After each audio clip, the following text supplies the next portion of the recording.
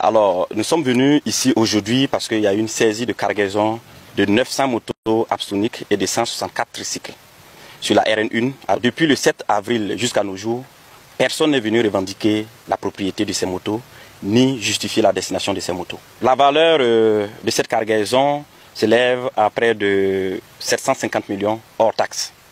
Voilà, ça veut dire que si on ajoute les taxes de douane, etc., ça va aller au plus d'1 milliard. Voilà la valeur de ces marchandises-là. Alors pour cette saisie, nous avons voulu que les chauffeurs et le convoyeur aillent donner l'information aux propriétaires pour qu'ils reviennent, pour qu'on puisse identifier la destination réelle de ces marchandises. Et comme je le disais, 2 mois passés, personne ne s'est présenté. Donc nous présumons que ces engins effectivement étaient destinés aux terroristes. À l'instant T, ces motos seront confisquées et confiées à l'unité qui a procédé à la saisie de ces motos pour être employées par nos FDS et nos VDP sur le théâtre des opérations. C'est l'occasion pour moi également de lancer cet appel à tous les commerçants, à tous les acteurs économiques, que désormais la guerre contre le financement du terrorisme va prendre une autre ampleur en termes de rigueur, mais en termes également d'action concrète sur le terrain. Vous savez que les motos type Aloba ou les motos Aloba, en termes de vente ou d'importation, sont réglementées sur l'ensemble de notre territoire. Il faut des autorisations d'importation, des autorisations d'achat. Et donc, au Burkina Faso, la vente et l'importation de ces motos sont bien encadrées. Donc, certaines personnes qui se sentent très intelligentes importent ces motos, se positionnent à quelques kilomètres de nos frontières et revendent ces motos à ses ennemis de la nation. Ce qu'il faut retenir aussi, c'est que vous allez trouver au niveau des images sur les théâtres des opérations à tout moment, vous allez voir que ces ennemis de la nation reviennent toujours avec des motos neuves. Posons-nous la bonne question. Où est-ce que ces gens trouvent ces motos? Où est-ce qu'ils trouvent ce carburant? Alors, instruction a été donnée par le chef de l'État de traquer désormais toute personne qui va se rendre complice ou auteur des faits du financement du terrorisme. Ce n'est pas facile pour vous ni pour les blessés. Donc très rapidement, il faut qu'on se réadapte pour construire des infrastructures et nous équiper plus. Voilà. Donc il y a un projet qui est en cours avec le directeur. Il avait été réfléchi par des gens, mais je pense qu'on a amené le projet ici pour que vous ajoutez ce que vous voulez. Et que ce soit un truc futuriste. Il ne faut pas qu'on réfléchisse pour demain. On va réfléchir à voir les salles qu'il faut et les équipements qu'il faut pour 50 ans, 100 ans. Voilà. Donc ils sont là-dessus. On espère que très rapidement ils vont nous faire le retour. Et on va commencer à construire quelque chose de grand ici. Pour vous aider à vous exprimer. Parce que nous on a confiance en nos médecins. Je le dis partout où je passe. On a confiance en vous. Et il vous manque les équipements pour vous exprimer. Et l'espace de travail. Et on va créer la condition. Parce que ceux-là qui partent se sacrifier pour la patrie, il ne faut pas qu'au retour. Voilà, j'ai vu des salles d'hospitalisation ici. Non, non, non. C'est incroyable. Ok? Mais vous n'avez pas le choix. Vous vous débrouillez, vous créez de l'espace pour les mettre. Donc tout ça, ça prouve la résilience aussi de notre armée. Voilà. D'ailleurs, ce n'est pas évident que les gens puissent tenir dans ces conditions. Mais on tient à vous féliciter pour ça déjà. Parce que le moral que les blessés ont aussi de rester dans ça, c'est grâce à vous. Hein. Quand vous passez, vous les voyez, vous les remontez le moral. C'est le travail psychologique que vous faites. Donc félicitations encore. Bon courage. Quant à nous, nous ferons tout ce que nous pourrons pour que vous soyez dans les conditions de pouvoir bien travailler et exprimer votre plein potentiel. Ok? Voilà, c'est l'engagement que je prends devant vous et je reste à l'écoute.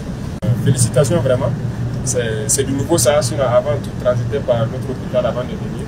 Mais petit à petit, il y a de l'équipement que vous arrivez à prendre en charge. C'est ce que les soldats nous demandent. Et on mettra tout en œuvre donc pour continuer dans ce processus-là que très rapidement, si quelqu'un est blessé, on puisse l'évacuer, que vous le prenez en charge immédiatement. Et ça lui donne plus de chances de survie. Voilà. Donc nous allons poursuivre nos opérations aussi. Et comptons sur vous tous, parce que c'est qu'un pool. Ce qui se passe sur le terrain, si quelqu'un est blessé aussi, il faut qu'en arrière, il puisse rapidement prendre soin de lui et chacun va jouer sa partition. Merci, félicitations encore. Et bon courage surtout. Que Dieu vous accompagne dans votre noble mission de donner les soins et de ramener nos blessés pour qu'ils puissent retrouver leur unité. Merci beaucoup. Très bonne nouvelle. Il y a 6 militaires burkinabés qui ont été arrêtés sur le sol ivoirien et ils sont en direction pour Abidjan pour enquête. On ne sait pas qu'est-ce qu'ils sont venus faire sur le sol ivoiriens. Vous voyez? Voilà. Bonsoir la famille. J'espère que vous allez bien. On espère que vous avez bien écouté les vocaux de l'élément soi-disant Khalil. Aujourd'hui, nous sommes le 22 mai 2025. Exactement 14h38. Nous avons vu la vidéo de M. Khalil avec notre photo. Sur TikTok.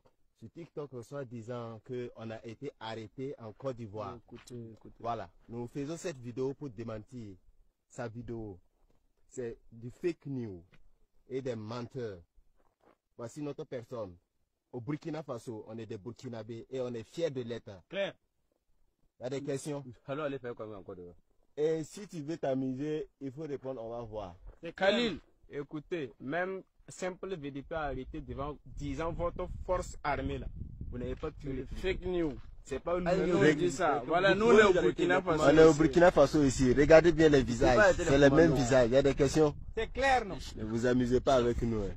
La team, nous voyons tous, n'est-ce pas, ces photos sur les réseaux sociaux depuis quelques jours aujourd'hui. Et c'est une vidéo que je n'ai pas voulu faire. J'ai voulu la laisser tomber. Mais après avoir vu cette intervention dans cette vidéo que je vous ai présentée, je me suis dit, il faut forcément qu'on en parle.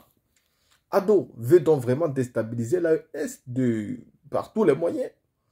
L'AES qui remercie donc aujourd'hui chaleureusement M. Ouattara et son gouvernement de les avoir fait un don de plus de 900 motos qui sont l'équivalent, disons, de plus de 700 millions.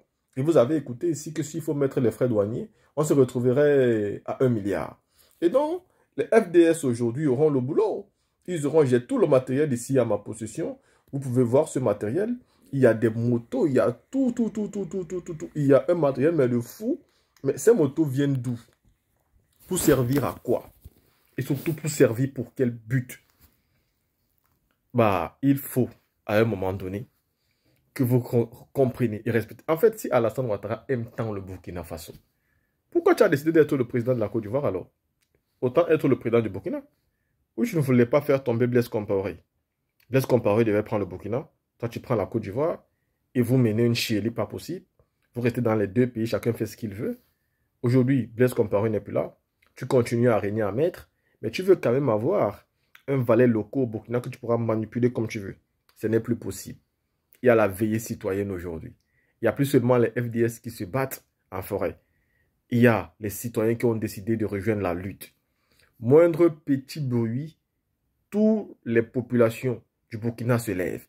Et c'est toute l'Afrique avec elle qui se lève également pour dire non, non et non. Mais ce n'est pas simplement un non verbal, mais aussi disposé à se lever et aller au combat farouche de manière physique si vous décidez d'entrer dans un pays pour déstabiliser. Alors que tout est mis en place pour combattre contre les terroristes, vous trouvez toujours les moyens de faire entrer les marchandises, n'est-ce pas, dans l'AES pour pouvoir les déstabiliser. C'est la question qu'on se pose. Les motos viennent d'où? Les armes viennent d'où? Les drones, les plans d'attaque. Ils ont tous les jours les nouveaux plans de combat. Les terroristes sont équipés. Ils sont informés et ils sont formés. Mais qui arrive à les former? Qui arrive à les équiper et qui arrive à les informer? Alors que le Burkina, le Niger et le Mali ont décidé de céder et d'ouvrir les frontières. Ça veut dire que si tu veux fuir par le Mali, par le Niger ou par le Burkina, tu seras frappé par tous ces pays-là. Mais la Côte d'Ivoire, elle a décidé de laisser entrer les terreaux. Ça veut dire que quand vous décidez d'attaquer le Burkina et qu'à un moment donné, vous entrez en Côte d'Ivoire, on vous laisse, vous pouvez passer. Et si les militaires du Burkina, eux, veulent entrer, tac, on va les arrêter. À un moment donné, il faut que ça cesse, il faut que ça change. La team, on vient de voir cette vidéo. Je vous demande de la partager massivement. Massivement. Parce qu'il faut dénoncer ce qui se passe ici.